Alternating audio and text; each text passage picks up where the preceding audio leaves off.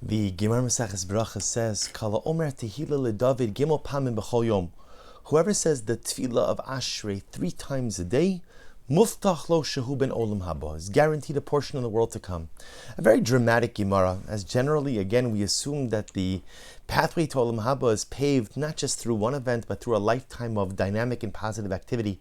And yet here the Gemara indicates to us that all you need to do is say Ashrei 3 times a day, and one is guaranteed a place in the afterlife. And the Ritva, the other commentaries in the Gemara explain that the Gemara is not to be understood literally to mean that all you have to do is recite Ashrei. That's the only thing you have to worry about. Rather, what the Gemara is saying is the recitation of Ashrei, along with many other positive, dynamic life activities, will ultimately pave the way to Olam Haba. But clearly what Chazal are trying to teach us is that Ashrei as a tefillah has an incredible power. What I'd like to spend the next couple of shiurim focusing is to try to go, if not line by line, but at least piece by piece through Ashrei, to try to unlock and to discover some of the beautiful messages. And so we start from the opening pasuk, Ashrei Yoshvei Veisecha Od Yahalalucha Sela, which literally, again, translated, praiseworthy are the ones who sit or who dwell in your home. They will continue to praise you forever. So we understand the first part, Ashrei Yoshvei Veisecha. What does it mean to dwell in the house of HaKadosh Baruch Hu? So we see this formulation throughout Tehillim, where David HaMelech explains the concept of yeshiva, of sitting somewhere, means a kvius, means that you establish your place. See, sometimes the great challenge in spirituality is that we often engage in what we'll call episodic spirituality. I connect with HaKadosh Baruch Hu episodically, at times here, there, Mondays, Wednesdays, alternate Fridays, every other week, Yavim Noraim, Chodesh Elul, T'av, whatever it is. There's not a consistency. Ashrei Yoshvei Veisecha, as David HaMelech says, the most praiseworthy thing in life is those who maintain a sense of consistency in their relationship with HaKadosh Baruch Hu. That's the key to success. The truth is, consistency is the key to success in anything in life. Person wants to be an incredible jogger, runner, you have to practice every day. Person wants to fine-tune their basketball skills, it's not enough to pick up the basketball just every bein hazmanim. Anything that you want to fine-tune, you have to work on each and every day. You want to be a good husband, a good wife, a good father, a good child, that requires day-to-day commitment, consistency. Because we know that what happens when you're inconsistent is that not only do you not fine-tune your skills as much, but let's say I do something today, and then I take off a couple of days, and I resume it on next week. When I pick up next week, it's not the pshat that I pick up right where I left off. There's a little bit of catch-up that has to begin. Imagine for a moment that a husband doesn't speak to a wife for a week. Decides not to, he's upset, he's angry, decides not to speak with her. And then a week later, he comes home, how was your day?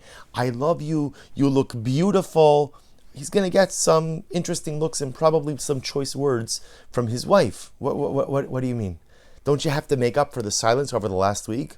Don't you have to explain to me what happened? The husband said, no, that was then. Now I'm ready to pick up. Let's come on. Let's get things back on the rails. Let's get things back on track. It doesn't work that way. You didn't talk to me for the last week, and now you just want to pretend that everything is okay. No. We're not picking up from where we left off last week. There was a whole week of silence. A whole week you ignored me. A whole week you didn't pay attention. I'm very happy that now you're ready to resume the relationship, but that's going to require a little bit of catch-up work. It's the same thing with anything in life. You're working again on your sporting skills, your sports skills. You don't play the particular sport for 2 weeks. When you pick up that basketball, that bat, whatever your sport is, you're not picking up from where you left off a couple of weeks ago. You're going to lose some time trying to make up all of that time that you are not engaged in your practice, in your sport, in fine-tuning your skills. And it is the same thing with the Ribono Shel Olam. Consistency is the key to spiritual success. Consistency is what makes a beautiful and meaningful relationship. David HaMelech doesn't say, Ashrei Mevakre Beisecha. Praiseworthy are those who visit your home HaKadosh Baruch. You know what a visit is? Visit is, I'll drop by tomorrow. Great, it was great to see you. I'll see you in a week from now. That's beautiful. HaKadosh Baruch Hu loves it whenever we visit. But if you want Ashrei, if you want praiseworthy life, if you want to be successful, it's Ashrei Yoshvei Veisecha. At the end of the day, the goal is yeshiva. The goal is to sit. The goal is to dwell. The goal is to be consistent. The goal or the secret to success in Yiddishkeit is consistency. This is why so much of what we do in Judaism, day in and day out, is about establishing this consistency. You ever wonder to yourself, we're obligated to daven 3 times a day. I'm not going to take a poll to ask how many of us have kavanah all 3 tefillas each and every day.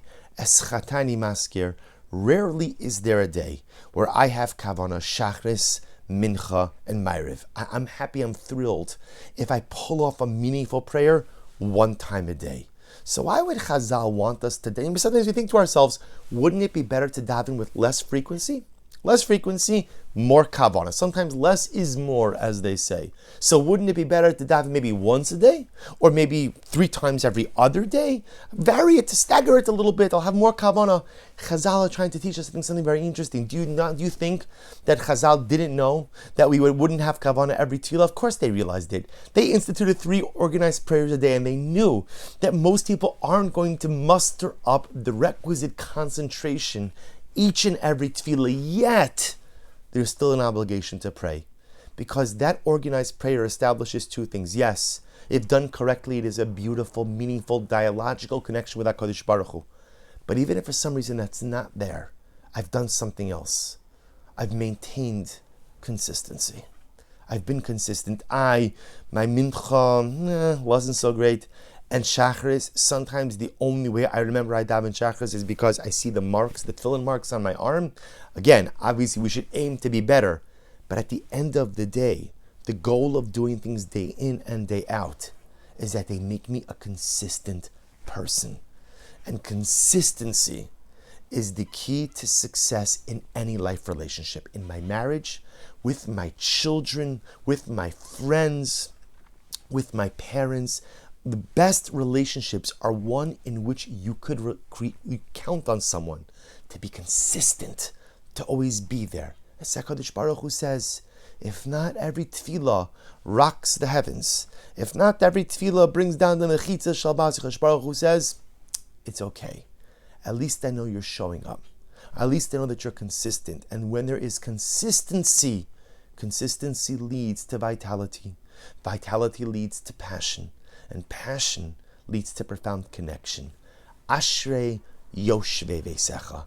Praiseworthy are those who dwell, not just episodically, but who dwell consistently in the house of the Ribono Shel Olam. Wishing everyone a wonderful day.